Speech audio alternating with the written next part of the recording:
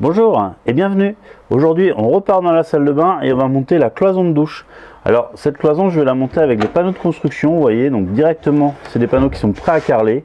Il y a juste à les assembler et voilà, donc la première chose, prendre les cotes et les découper. Allez, je vous emmène.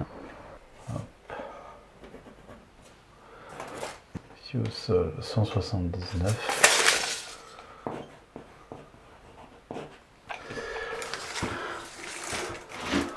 Ici. Ouais.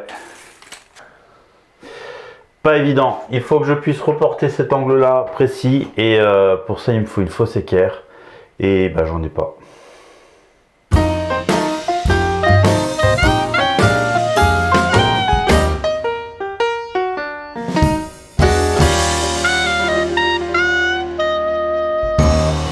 Bon bah c'est parti, hein, faux départ, on retourne à l'atelier. On va fabriquer une fausse équerre, mais là cette fois-ci je vais en faire une vraie. Et puis une très grande, une big size, hein, pour ce type d'aménagement ce sera parfait. Et puis quitte à en faire une, bah autant en faire deux, je vais en faire une plus petite à dimension standard pour une utilisation plus courante. Allez, on est parti. Voilà, donc je viens de débiter le bois nécessaire à la fabrication de mes deux fausses équerres. Pour information au niveau des dimensions, déjà premièrement, je suis parti sur du contreplaqué de peuplier. En ce moment j'aime bien ce produit, vous me voyez souvent l'utiliser, mais c'est pas cher, c'est joli, et voilà, j'aime bien ça, ça passera sûrement, hein, mais bon, pour l'instant c'est ça. Donc je suis en 10 mm. Donc pour la petite, donc j'ai les deux montants extérieurs où là j'ai 20 cm ici, donc de là à là sur 4 cm, et sur la languette intérieure je suis monté à 25. La languette extérieure, vous voyez, j'ai fait une découpe à 45 degrés en fait, qui sera bien fixée ici, ce qui permettra en fait de la bloquer, pof, et d'avoir une finition pour la ranger, que ça soit esthétique. Voilà, tout simplement. La grande fausse équerre, elle, donc au niveau des dimensions, donc je suis toujours à 4 cm de large. Par contre, là, j'ai 40 cm ici, et pour l'instant, j'ai pris 60 cm là. Je vais peut-être découper à 50, je verrai. Je ne suis pas encore arrêté. Je vais peut-être m'arrêter à 50 ici, c'est à mon avis, ce sera amplement suffisant. Sachant, alors là, j'ai toujours fait le même principe, donc la petite coupe biaise ici qui sera fixée pour arrêter le réglet pour le ranger. Voilà. Donc maintenant, ce qu'il faut faire, c'est fixer ce petit angle à 45 degrés. Voilà. Allez, on est parti. Voilà, donc j'ai mis sous colle les deux petits bouts. Après, il y aura bien sûr une vis qui viendra traverser tout ça et tenir l'ensemble. Donc là, on va laisser sécher. Tout simplement, on va mettre ça de côté, on va laisser sécher et puis on va s'occuper donc des deux morceaux traversants. Alors donc j'ai pris ma décision par rapport au grand, je vais lui enlever 10 cm. Voilà, ça fera un truc qui fera 50 cm, c'est largement suffisant. Big size, voilà, faut que ça reste quand même des dimensions utilisables. Donc je vais enlever 10 cm ici, et une fois qu'on va avoir fait ça, donc je vais prendre l'exemple sur le petit, il va falloir que je fasse des trous, donc je détermine l'axe effectivement donc, du centre, et que je fasse des trous tout le long de l'axe. Ensuite on va agrandir ça à la défonceuse pour pouvoir avoir une sorte de goulotte où ça puisse bouger. Voilà, donc on est parti, hein.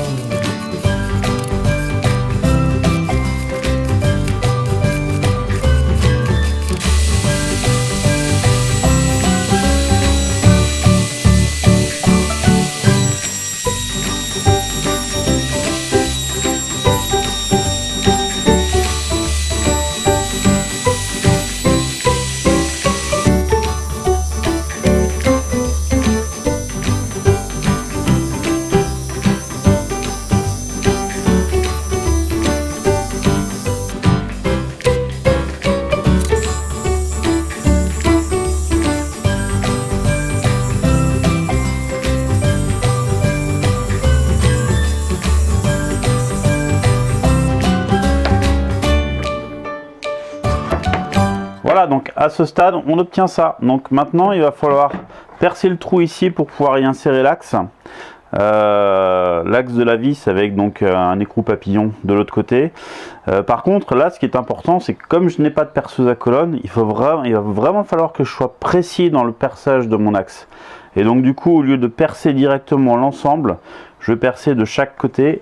Et pour ça, il faut que je me fasse un petit gabarit ici. Avec ça, je vais utiliser ça pour être sûr à chaque fois que je perce au même endroit. Allez, on est parti.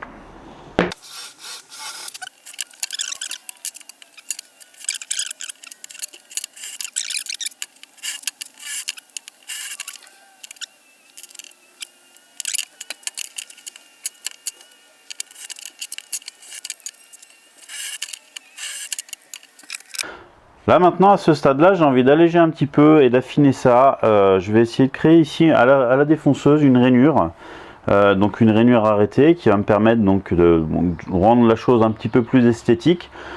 Plus léger, mais c'est pas une question de poids, hein, parce que le contreplaqué de peuplier comme ça, c'est très léger. Voilà, c'est juste pour essayer d'affiner un petit peu ça. On va faire un quart de ronde aussi sur l'ensemble de l'outil, enfin des outils. Quart de ronde, et puis voilà, on va essayer de rendre ça un petit peu plus élégant, un petit peu moins brut. Allez, c'est parti.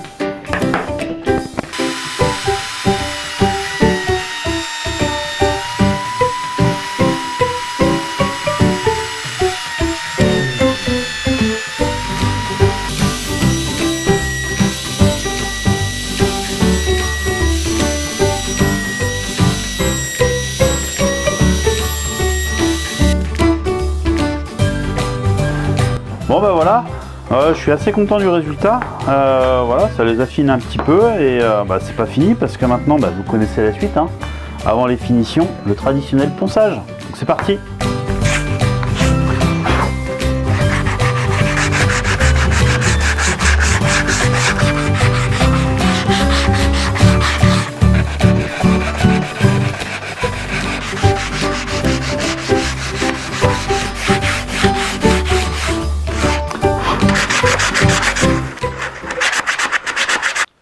Voilà, l'ensemble de mes pièces sont prêtes à accueillir la finition. Alors avec cette histoire de fausse équerre, j'ai perdu une petite journée. Donc par souci de rapidité pour demain matin pouvoir attaquer le chantier, je vais faire une finition au rubio. J'avais pas prévu initialement de le faire comme ça, mais je vais faire au rubio parce que voilà, je sais que dans une demi-heure ce sera fait, ce sera fini. Et demain on pourra directement attaquer, j'ai pas besoin d'attendre 2 heures et de repasser une deuxième couche, même pour une huile. Donc rubio, monocouche, avant tout parce que voilà, faut le dépoussiérer. Alors j'ai passé un coup de chiffon, mais là je vais mettre un petit coup de nettoyeur, donc c'est un préparateur pour bois. Ça permet de bien nettoyer toutes les poussières pour être sûr qu'il n'y ait plus rien, et puis après on va appliquer donc l'huile. Ça c'est un reste, j'avais acheté ça à l'époque, c'était pour traiter mon escalier, parce que l'escalier j'avais passé ça au rubio aussi. Hop. Donc, rien de très compliqué.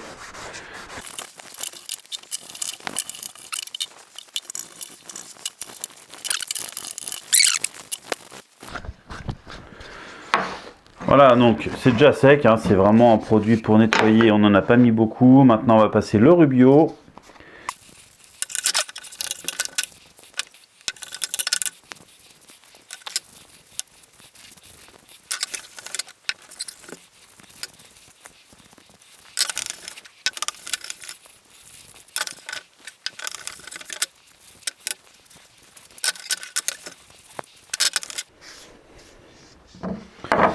Voilà, une fois qu'on a appliqué le rubio, on essuie l'excédent avec un chiffon.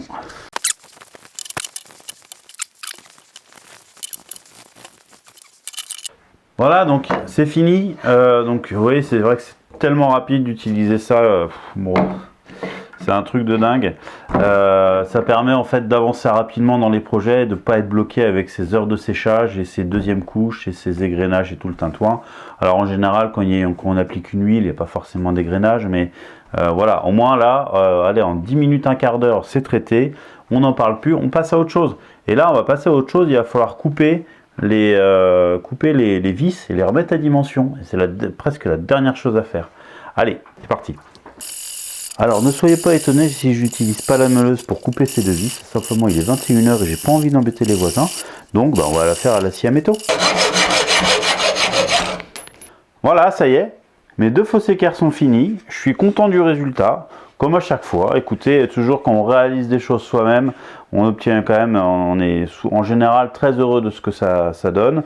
Maintenant, bah, il n'y a plus qu'à les utiliser, hein. Je vous remercie beaucoup d'avoir regardé cette vidéo. Comme à chaque fois, n'hésitez pas à laisser un petit commentaire, le petit pouce bleu, et puis si ce n'est pas déjà fait, abonnez-vous.